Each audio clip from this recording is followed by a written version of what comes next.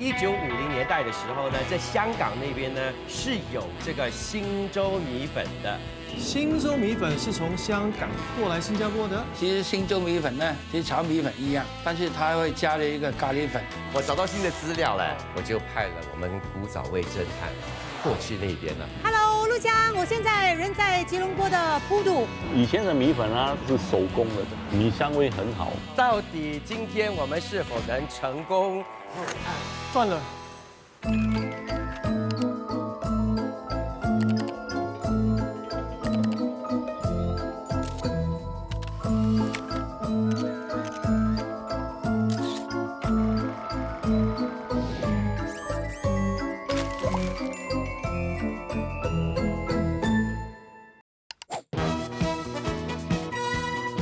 大家好，我是古早味侦探布莱恩。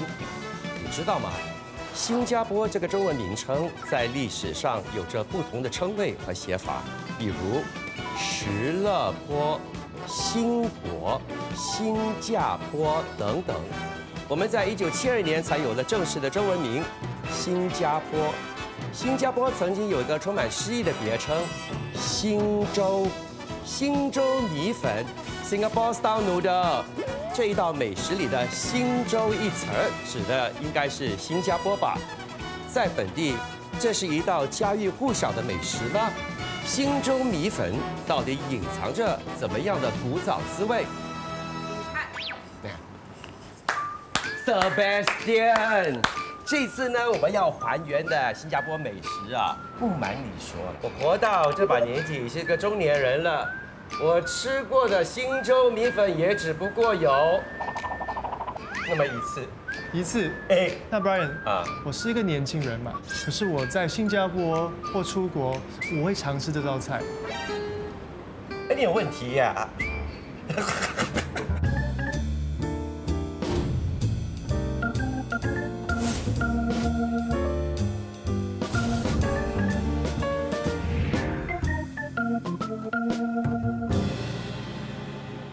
是 Sebastian， 刚才你有说啊，你在国外呢有吃这个星洲米粉。对啊，我觉得应该是很出名的嘞，因为有在一些西方国家哈，你甚至可以找到哈标签着 Singapore Noodles 的这种料理包，还有这个酱料包。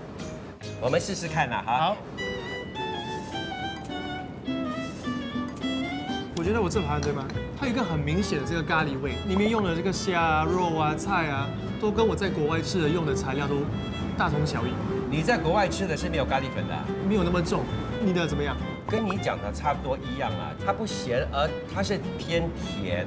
不过重点呢就是啊，这两道哈有个共同点，咖喱粉是。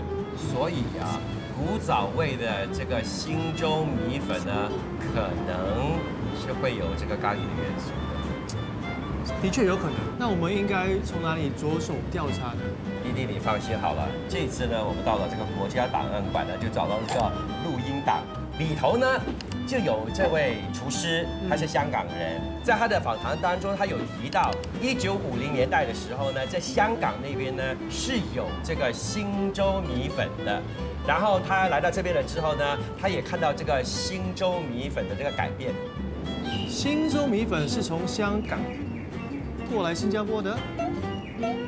不然呢，我们就直接去找他，从他的那个口中呢来了解一下。好 ，Hello， 霍师傅你好。你好，哎，霍师傅啊，你当厨师多少年了60年了。因为我从11岁从中国广州去了香港，60年代已经当了厨师，一做到现在。那你是什么时候过来新加坡的？我82年过来的。那霍师傅，我想问你，之前你在广州跟香港的时候，你有听说过星洲米粉这道菜吗？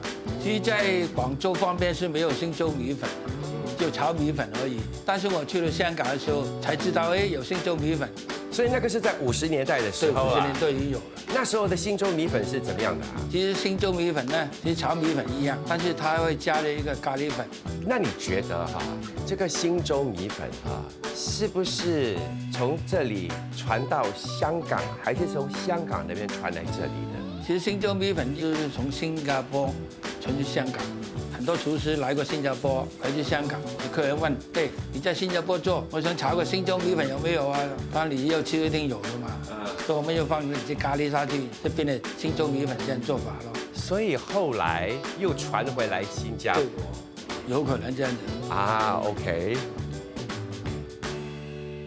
所以霍师傅，这个呢就是你们这间餐馆的星洲米粉。对 OK， 可以吃的吗？可以。不过在吃之前，你要不要看一下它的食材有什么？就有虾仁嘛，有红葱，有鸡蛋，有叉烧，有米粉。有青葱， OK， 有豆芽。最后我看到的是那个辣椒汁。那霍师傅，我们这个版本跟1980年在新加坡的星洲米粉食材有什么分别？最早期的时候呢，就有放韭黄，但是最后呢，为什么不放呢？因为韭黄很容易烂掉，所以我们现在没有放。啊，所以以前还有韭黄的。对，哇，好吃。好吃当然不在话下。不过对我来说哈，这个就是干炒米粉嘛。你这盘星洲米粉哈是没有放咖喱粉的哈。对，没有放的。以前有放，慢慢人很多人不接受，因为你放咖喱是不是马来餐啊 ？OK， 也就是说哈，或许哈这个咖喱版本的星洲米粉哈，在香港那边就行得通，是因为呢它会有那个所谓的南洋风味。是，可是因为我们就生在南洋嘛，对，所以我们觉得这个咖喱呢不应该出现在这里，应该是出现在别的菜肴里头。那师傅刚才你提到这个咖喱粉哈，那个50年代在香港那边用的咖喱粉是怎么样的咖喱粉呢？最早是香港是没有什么咖喱其他东西的，只有拿外国的来。外国是洋人呢，葱油黄姜粉啊，辣椒粉啊，调匀它。OK， 所以那时候80年代啊，新加坡这边的星洲米粉，那时候你有卖嘛，对不对？用的咖喱粉是什么咖喱粉来的？只有黄咖喱一样，所以就是那个黄色的那个咖喱粉而已啦。对。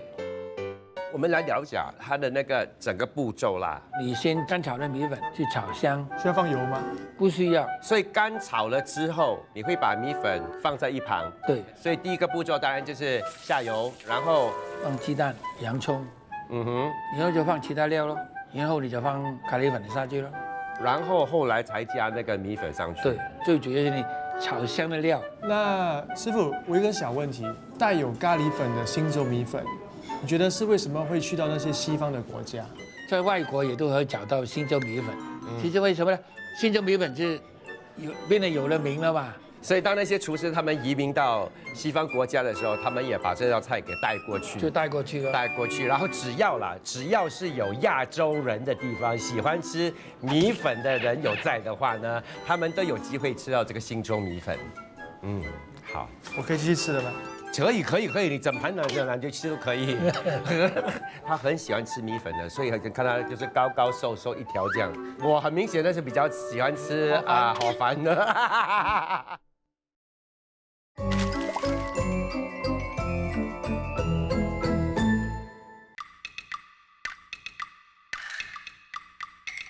雨如覆盆来，平地没牛膝。回望无遗留，天南星斗湿。我在念诗，可是我都不懂我在讲什么，就好像我已经找这个大门找了老半天，我还是找不到。有机关吗？不是。Hello， 不是。不是。No。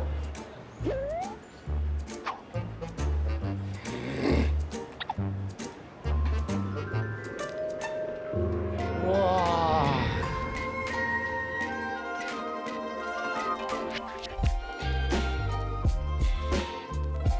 哇！你是瑞阳吗？嗨，你好。你好，你好，你好。我是瑞阳，你好。真的是让我眼前一亮哎！对呀，我们这里是一个隐藏的一个 bar。是，那这一道想必呢就是你颠覆版本的星洲米粉。我知道你们这个隐藏式的酒吧啦，主打的呢就是把中医里头的那个五行也就是金木水火土融入在菜肴和那个酒饮里头。对，就是有养生的作用嘛，对，对不对？可以这么说。所以呢，我们的这道星洲米粉是属于五行当中的水。虽然看起来现在是干干的，我们会把这个高汤加入进去。哇，闻起来哈，很像虾面的那个汤嘞。对，可是不一样的点是我里面有搅碎的那个嫩姜，还会再加入一些姜片。稍微拿去煎香之后，再给它另外一种层次感了。嫩姜起了什么养生的作用呢？嫩姜最主要的可以是促进血液循环了。另外一个养生的点呢，就在我这个红烧虫草花当中了。红烧的方式，我就利用了酱青、黄酒、花雕酒、糖啊，来给它提味，也增加这道菜的五妈米了。你这虫草花是来养什么的？因为主要是可以养颜跟养精气啦。味道如何？可是那个米粉很有口感，它有那个咬劲，然后很有弹性。对的，这个米粉我的制作方式呢，就是用有咖喱味的油稍微的炸它，直到金黄色。哦，所以也能给它多一层的口感了。今天呢，我吃了你这个颠覆版本的新州米粉呢，我就觉得啦，如果说做得好的话呢，对那些食料菜肴呢还是不错吃的，或许呢就是未来的食物了。来，你这个先生来，赶快给我把脉吧。正在学习，因为你讲话真的很像那个罗传尼先生。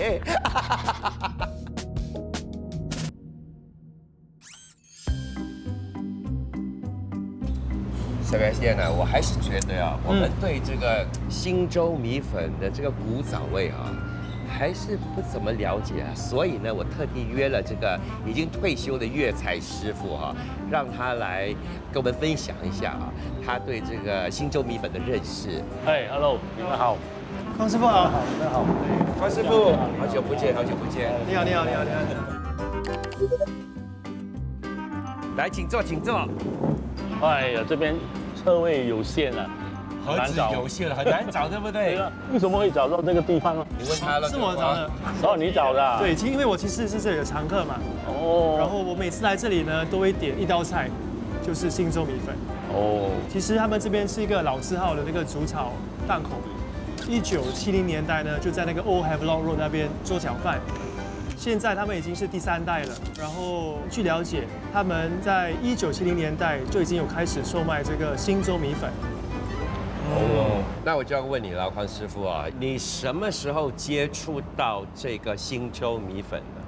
我是在70、80年代的时候啊，就有接触到炒新州米粉。那时候的新州米粉就是有加了咖喱粉下去。跟你说有加了的意思，就是说那个新州米粉啊，本身其实就是干炒米粉。对了，就是干炒米粉。谁讲要加咖喱粉的？应该是哪一位高手啊、老师傅啊，加了上去，很多食客也觉得这个很适合他们的口味。你看，毕竟咖喱粉是一个非常南洋风味的一样东西。对了，对了，对了。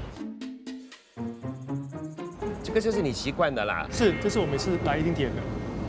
不过，但是从它的卖相啊，我这样子看哦，就觉得很像干炒米粉呢。我看到有鸡蛋啊，菜心，然后这个是安念大葱，有虾，有鱼，这个是海鲜版。哦，这个就是海鲜版的，所以我不用找叉烧了啦。没有了，古早的就是叉烧和小虾，它的配料就是差不多大同小异啊。你吃得出有咖喱粉吗？我觉得这个是个很好吃的干炒米粉呢。好吃啊，很好吃。对，可是那个咖喱粉的那个味道不会很突出。是，因为他们是没有放咖喱粉的啊。OK， 不过关师傅，这个新州米粉是应该有咖喱粉的嘛，对不对？应该是要放咖喱粉，放咖喱粉只是调味道而已，调到它的香啊咖喱的味道而已。OK， 那匡师傅，您刚刚说的那个叉烧是吗？是港式的叉烧吗？没有，是本地的，就是用梅肉头。需要的腌料我们有糖啊、盐啊、酱青啊、胡椒粉啊、五香粉啊，还有大红色素下去。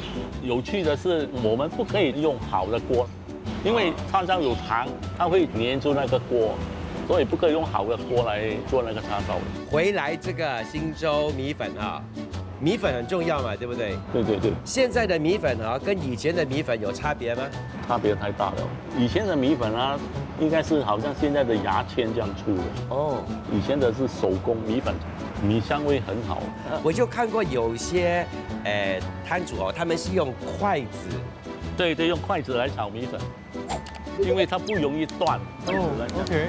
一个勺一个筷子这样。那邝师傅，我发觉到我们现在吃这个新洲米粉的时候，都会搭配这个腌制的青辣椒。以前也是一样，因为它有点酸辣，可以解腻啊。不然就是你放一粒酸干下去。那我回去我会好好把这个青辣椒腌制好。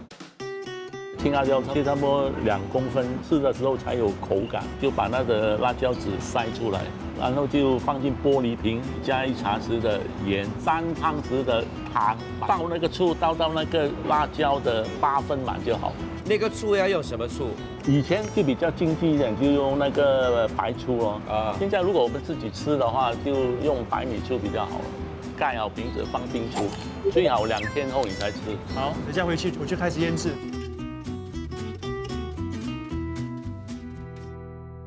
所以 Sebastian 霍师傅他是说，香港呢在1950年代的时候就有这个新洲米粉了。然后呢，霍师傅还有邝师傅呢，他们2个都认同干炒米粉就是新洲米粉的前身。那有可能就是那些在新加坡的那些香港师傅，对不对？他们早期在新加坡接触到了这个干炒米粉，然后把它带回去香港。然后在香港那边呢，他们就再创这一道菜，就把这个咖喱粉呢给加进去，并且呢就把它叫成这个新洲米粉。然后就在70、80年代的时候他们从香港来到新加坡的时候呢，他们就把这道菜呢也介绍给本地的饕客。有这个可能性，我觉得好像是这样啦。对，那我觉得这一次我们就还原那个70、80年代有加咖喱粉的那个新洲米粉吧。是，要不然的话没有咖喱粉呢你不就是干炒米粉而已吗？对啊。OK 啦。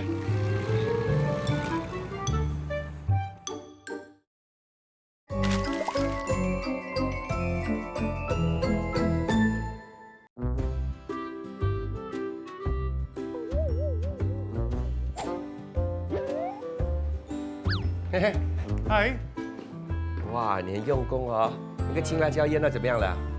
还差不多了。我是照这邝师傅教的方式做。那你来干嘛？我来找0239。你跟很熟吗？很熟。所以你该干嘛？我跟你讲，我找到新的资料了。这个呢，林金城他是马来西亚的一个美食作家啦。这边就有一段他是从一位前辈李远红的饮食文章中读到，这个新洲米粉呢，源自于吉隆坡。吉隆坡呀，你看他这边就写着日本占领末期的一个午夜，街边暗暗的无人，然后有一个富商去到那个大排档的前面呢，他就跟那个大排档的人讲我肚子饿了我要吃东西。可是他东西都已经卖完了，他就灵机一动了，他就想说，我有很多的剩菜，我可以把全部丢在一起炒一盘东西给他吃。然后有什么东西剩菜就有那个叉烧啦，有豆芽，然后半个洋葱呢，还有那个搅碎的那个虾米还有1个鸡蛋还有辣椒，再以番茄酱和辣椒酱来调味，炒了一盘米粉给大老板吃。老板就说了，好吃，真好吃。然后那个大主就OK心安了，他就问了，这个道菜叫做什么？然后那个档主有点心虚嘛，对不对？他就很不好意思讲说，新洲米粉。当然这个是人家讲的啦。他们是否真的有加了这个辣椒酱跟这个番茄酱呢？我就派了我们古早味侦探过去那边你准备好了？OK， 来。Hello， 陆江，我现在人在吉隆坡的普渡富都，看到吗？老一辈的人呢称这里为半山巴。我在这里找到了一家有50年历史，现在已经传到第2代，而且也有卖新洲米粉的煮炒店。OK， 普遍都有的就虾、红葱，还有豆芽。然后这边比较特别的就是猪肉片，还有腊肠，切丝的生菜，还有红辣椒也炒在一块儿。哎，等一下我看，没有鸡蛋的。它没有炒鸡蛋啊。好，味道怎么样呢？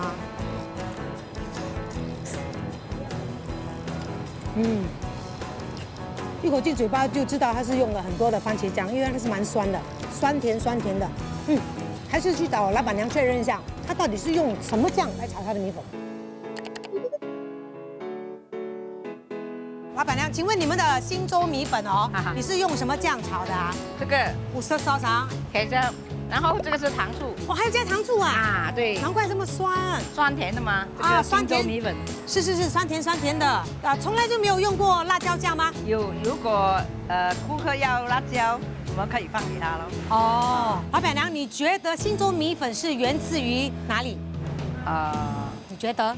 不懂啦，我觉得啦，在吉隆坡的咯，因为吉隆坡人很喜欢吃咯，很多档口都有炒的。哦，而且你从小就吃到大，对吗？非常感谢老板。好啦，古早味侦探钟情吉隆坡现场报道，拜拜。哇，真的是用这个番茄酱哦。OK， 我还有另外一份资料，这个呢是在报纸上找到一个食谱啊，是在1998年的，就是新州米粉的那个食谱，里头呢就有一个很特别的食材，没有人说过的哦，酸桥头。酸桥头，你知道什么是酸桥头吗？我知道，酸桥头是一个港式的一个酱菜，所以我在想啊，既然跟这个香港有关系哈，我就去香港那边看一下了哈。等你的这个辣椒哈腌制好了之后，我应该回来了啦。这个呢 ，for your reading pleasure， 拜拜，我要去 check in 了，拜拜。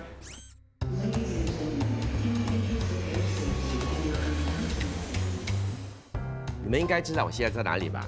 我呢就是在新加坡樟宜机场的 Terminal 3，因为等一下我要坐飞机到香港去那边探索哦，那边的新州米粉。因为我很早就 check in 了，我时间很多，我就在这里闲逛，就发现到这一间呢，就是主打马来西亚煮炒的这个餐厅哦，他们有一道招牌菜叫做香脆海鲜米粉。反正我们这一集的主题就是新州米粉，也是米粉嘛，我就试一试了。然后来聊。哎 ，Brian 大哥你好。你好。来给我介绍这一道菜，它叫做什么名字？就是叫做香脆海鲜米粉，英文名就叫超打米粉。哦，因为它煮得很超搭，它有那种香味，有那个焦味在那边。对。OK， 这个是你们自创的一道菜来的吗？这道菜呢，原本是在马来西亚的有一个档口，它是出产叫3楼米粉。3楼啊？什么是3楼米粉？3楼米粉呢，就是干炒米粉来的，可以说是很出名咯。所以你们才带进来这边。对了。不过这个是你们的改良版本。对。我感觉上哦，它就是扁扁这样子的哈。扁扁咯，外脆内软。闭上眼睛，你会觉得，哎，你吃的这个味道哈，就是有那种大排档的那个味道。你从大排档炒出来的东西哦，都是有那个鑊黑啊，然后很香啊，然后有那种感觉。那你怎么把它煎成这样子扁扁的呢？这个米粉首先呢是要慢慢的煎，差不多每一面都要煎4下到5下，就好像搬那个布拉达酱啦，对，就是把慢慢压给它扁。这个米粉呢，还有搭配我们的辣椒，就是我们的秘方来的。加辣椒过后呢，它更加有那种香味。除此之外呢，又有一点点的微辣，然后小刺激一下你的味蕾。对。你今天这盘招牌香脆海鲜米粉呢，我给你很高的分数。谢谢马来人大哥。哎，不客气。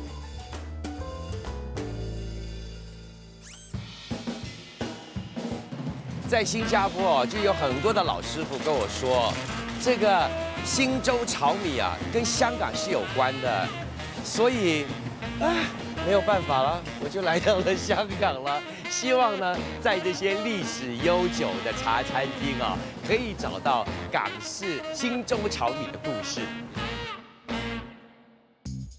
香港茶餐厅自1950年代兴起，据说其前身是售卖冷饮的宾士。香港茶餐厅结合了粤式饮食及西方文化，融合了旧时宾士、酒店和西餐厅的饮食文化，提供食客多样化、价格合理、分量足够的餐饮选择。在香港，新州米粉也被称为新州炒米，是港式炒粉面食品的代表之一。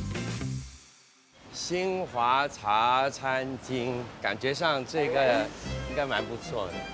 啊，这里有老式炒粉面，干炒黑胡椒 no， 干炒 no。Number 7，新洲炒米粉，56块。哎，这边还有个厦门炒米粉，哎，就是这一家了。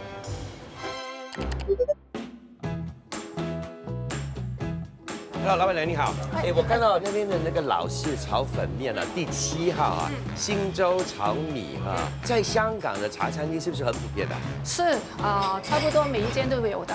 哎，我看你整个地方啊，很有那个 feel 哈。你们是什么年份开始的？1966年到现在是58年了，我是第3代。原来你是第3代掌门人。是。OK， 我看到你们这边也有一个以地方来命名的厦门炒米，就这2份。好，这边请。我一看我就知道，这个是新洲炒米，这个是厦门炒米，还一个是黄的，是，一个是红的，是，你们是什么时候开始卖这个新洲米粉的？自从我接受之后，2019年开始。因为之前我们餐厅是没有这些菜式的，但是这个菜式是在香港很普遍啊，我们就引进来了。首先我要跟你说啊，香港这边的这个新洲米粉呢，放眼望过去呢，跟我们那边长得完全不一样，颜色方面好黄哦。除此之外呢，我可以看到2个食材啊，就是香肠还有火腿。哎，新加坡那边没有。跟我想象中的差别不大，我感觉你们这边的米粉啊，跟新加坡的比较呢，就来的比较粗那么一点点，新加坡的稍微比较细。然后很多人啊就跟我说啦，香港这边的新洲炒米啊，都是有加这个咖喱粉的，所以你们也是有啦。我们是有的咖喱酱、丸浆粉还有辣椒油。原来如此。那今天我也点这一道菜啊，厦门炒米啊。好，现在我就试试看这个的味道啊。厦门炒米，带点酸，是，感觉上好像 tomato sauce 炒的，是。其实这2道炒米啊，用料是一模一样，是，只是它用的酱料不一样，是，一个是属于酸的，是酸甜甜的，这个就辛带点微辣，OK， 炒米之外啊，当然来到这个茶餐厅嘛，对不对？一定要就是喝这个饮料，这2杯又是什么呢？这一杯是牛肉茶，这杯是滚水蛋，这2杯饮料是香港茶餐厅的古早味啊。我们是从开店以来一直都保留到现在啊。那我就要试其中一杯了啊。喝起来哈，是一个很薄硒的炖蛋，对不对？对，就是淡淡的那个香气。我觉得来到你这间富有这个古早味的茶餐厅呢，可以享受到很多古早味的那个美食之外啊，还可以欣赏到旧日的那种设计风格。我觉得无论是在味蕾还是视觉上呢，都是一大的享受。谢谢你啊。不客气。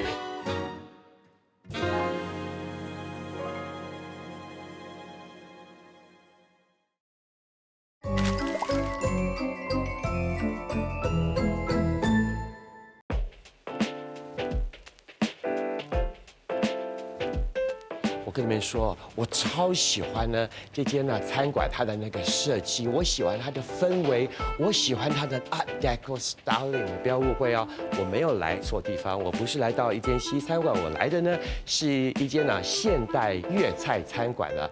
它就位于新加坡的历史建筑物之一，它的前身呢就是 NCO Club。我现在呢就要 meet 这里的行政总厨 Chef Pang 啊，他不止精通粤菜呢，他也会把东西方的料理方式呢融入在他的食物里。Chef Pang， 嗨，我准备好了。我也是。你就揭开谜底吧，你今天是如何的颠覆这个新洲米粉？我很期待。这个是沙煲龙虾新洲米粉。我看到你的龙虾，我吓了一跳。不用吓一跳。所以那个虾仁变成龙虾。是的，没错。下面有米粉吗？有，一定有啊。你的龙虾比米粉还要多。其实是龙虾在上面比较明显一点。可以闻到那个海鲜的味道，还有就是那个咖喱的那个香气。因为沙煲它的热度碰到那个米粉的时候，它有种烧焦味，然后让那个咖喱的味道会更加明显一点。我可以试试了吗？当然。我终于看到米粉了。这个米粉的颜色呢，一看就知道就是有那个咖喱粉的元素在那边。咬下去的时候呢，那个米粉啊，已经吸收了上汤的那个精华在里头。这个就是用煮龙虾的汤来焖这个米粉。啊，怪不得它很浓郁的那个海鲜的味道啊。然后你的这个龙虾，哦，我的天呐！当我一咬下去的时候，它有该有的那个弹性，不过它又扎实，它已经吸收了那个咖喱的那个酱汁。我们用那个咖喱粉不是普通那种咖喱粉哦，我们是用来自英国的，还会把那个咖喱粉再加工，我们加入一些香茅啊，然后洋葱啊，再把那个咖喱粉爆香了之后备用。焖米粉的时候我们就会用到。我觉得你今天呢颠覆的这个新州米粉呢，仿佛就像这栋楼，虽然呢它已经赋予了一个新的生命啊，不过呢它还保留了一些旧的元素，就好像你这道菜啊，在传统与创新之间呢碰撞出和谐的这个平衡，我觉得做得很好，感谢，不客气。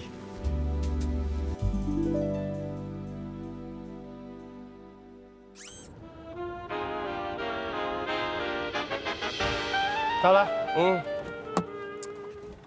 所以啊，按照这个邝师傅所说的啦，早年呢他们用的那些米粉的粗度哦，跟现在是不一样的。所以今天呢，我们就来到这个老字号的米粉厂啦。现在这里的总舵主哦是第3代了，一个年轻有为的男生哦，叫做康伟。60年代啊，康伟的那个公公啊，就是在甘榜那里啊，就是做这个面线起家的。然后70年代他们搬来这里呢，就开始做这个米粉了。所以希望康伟呢，可以为我们呢指点迷津哦，看这个古早味的米粉该是怎么做的。好，那 Brian， 我今天来这里，我有带一个秘密武器。你有带什么东西来吗？刚才我上你的车，我不是拿着一包东西，你以为是我的 handbag 咩？这个哦就是我的秘密武器了，可以上去了啦。走了。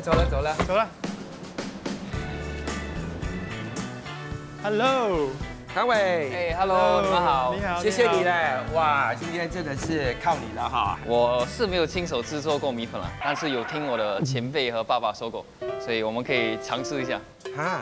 就是我们3个新手来一起 experiment 啊。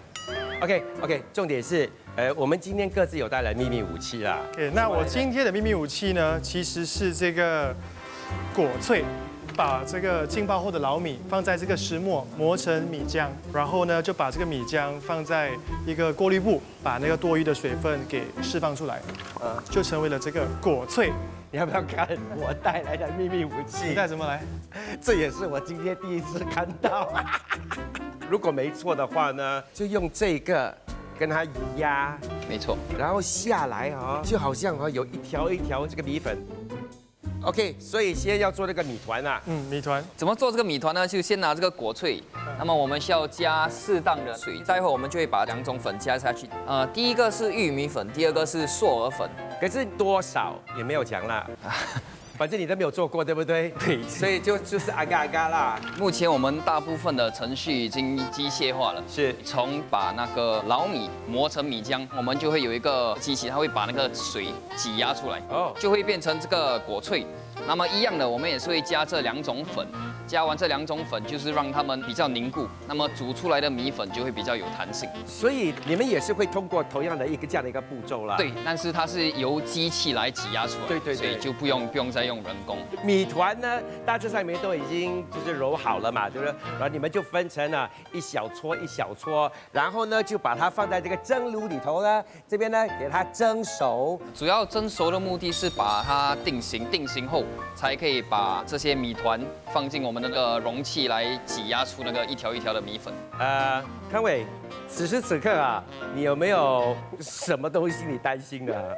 我就担心那个，因为我们的人工的力道不均匀，所以可能会挤压不出一条长形的米粉。但是你不用担心，因为我也是有带秘密武器，这个是比较 modern 的挤压方式。到底今天我们是否能成功，就看接下来的这个步骤了啊。那我要开始。别重点是，你有信心吗？有啊，真的啊？一定可以的。真的啊？OK， 就让我展示给你们看。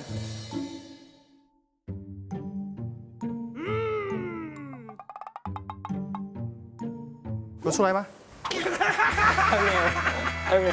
有可能是因为没有马上挤压，它就冷却了，所以就硬化。所以也就是时间的拿捏啦。对，没错。可以起来。我们先试用它的那个摩登的方式，这个我有信心。刚才我也是听到你讲有信心，我更有信心。所以大致上啊，有信心这3个字对你来说是没有什么意思的啦。OK， 我要开始吧。OK。呀，至少这个position没有像刚才那么狼狈啦。没错。哎，好像有出来点。有啊，有出来了。看我都说了。是，你有说了，可是重点是，你现在只有初1而已啊，初2都还没到呢。康伟，你准备 take over 我 ，OK？ 康伟，他讲要你 take over 了。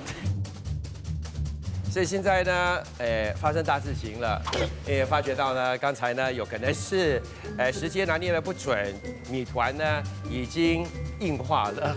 好，我跟你说，我们现在重组一下。康伟现在呢用我们的传统的方式，好的，看可不可以，然后你尽量的把这个给打开 ，OK， 好不好？用点油力哈，然后这样子啊，然后按 ，Brian， 断了。为什么Brian断了 ？Brian。我这里也是断了。OK， 事实胜于雄辩。今天我们2位年轻人呢，的确呢是卯足了全力，用了牛力，最终呢还是挤不出几条米粉。不过离我们还原呢也还有点时间，你在家里 try and error 啦，再试过啦。康伟，谢谢你今天的帮助，不客气。从你们的米粉呢销售到世界各地呢，就知道你们的成绩是很好的。没错。只是你以为我对你有信心了。好 ，OK，Goodbye。好。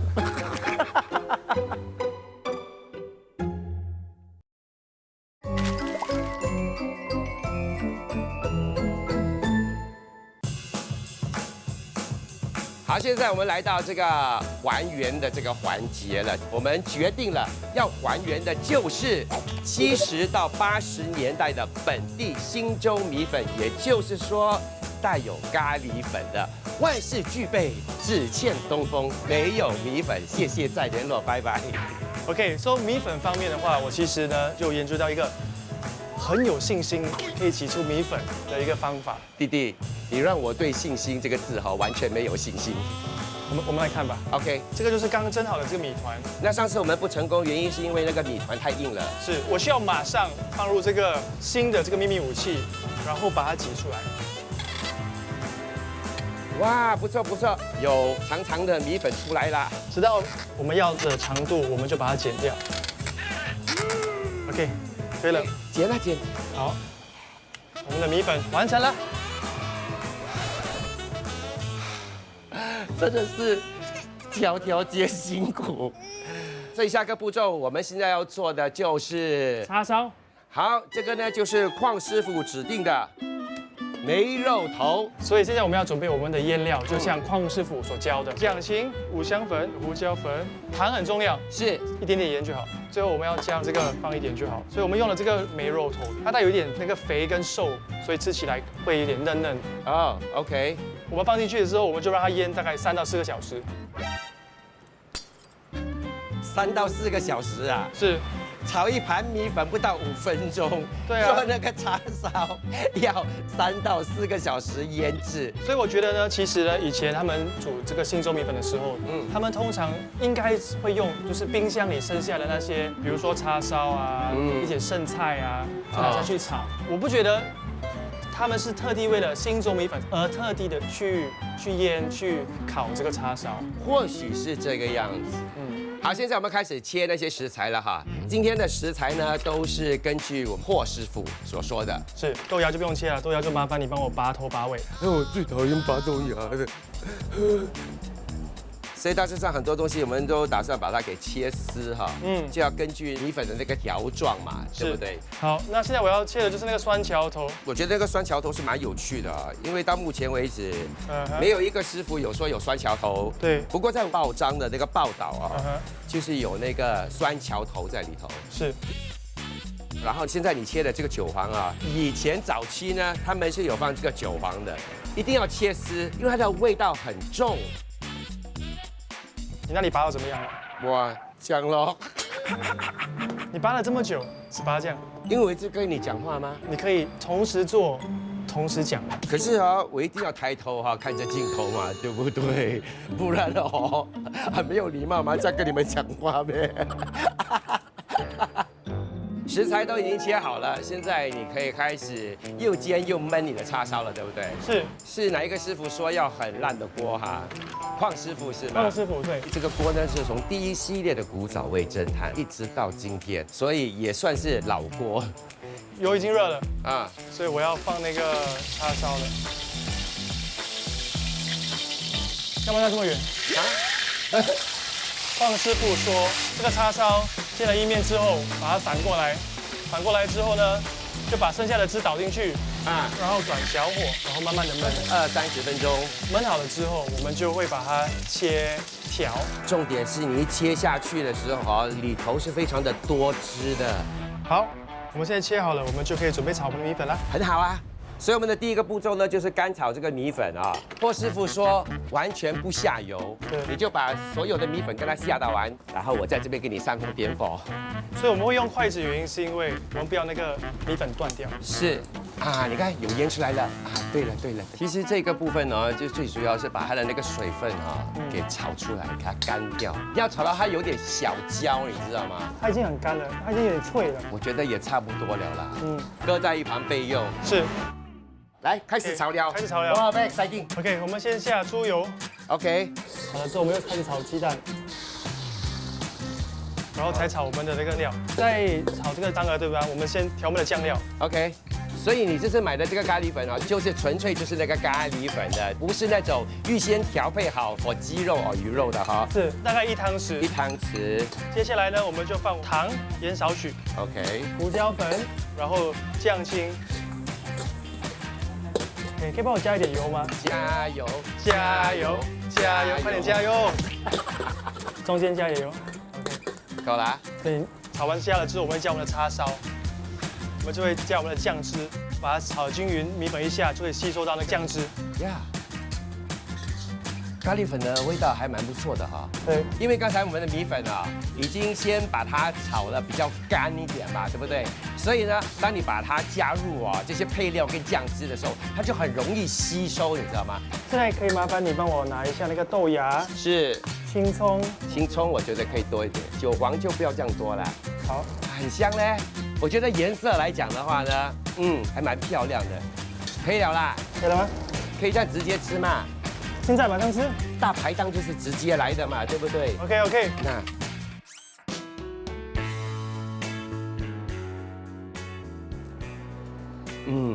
的确呢，有那个鑊黑的那个味道然后那个咖喱粉它有那个淡淡的那个咖喱的微香在那边。哇，那青辣椒很辣，青辣椒做得很好啊。可是那个米粉呢，它跟一般的那个米粉真的有一个很大的一个分别。是，我觉得它比较有弹性弹性，对不对？对。很神奇的，因为那个韭黄它本身的味道呢是非常的呛、非常的重的。不过跟其他的配料掺在一块的时候呢，它不会很抢。有可能古早味的这个新洲米粉就是这个样子，因为它的配料，比如说酸荞头啦、那个咖喱粉韭黄，对，都是属于味道比较重的食材，搭配几乎淡淡无味，不过有那么一点点米香的米粉，我觉得就是一个绝配。那古早味的新洲米粉是否真的就是这个味道？我们当然不能肯定，不能去确定。不过至少呢，我们呢就探索了本地饮食文化的其中的一小部分。看似简单的一道菜，做起来其实步骤很复杂，很繁琐，对。这一次呢，看到你的表现，再加上另外一个年轻人，也就是康伟，卯足全力，一而再，再而三的不断的在寻找那个成功，看了让我觉得非常的欣慰，确实。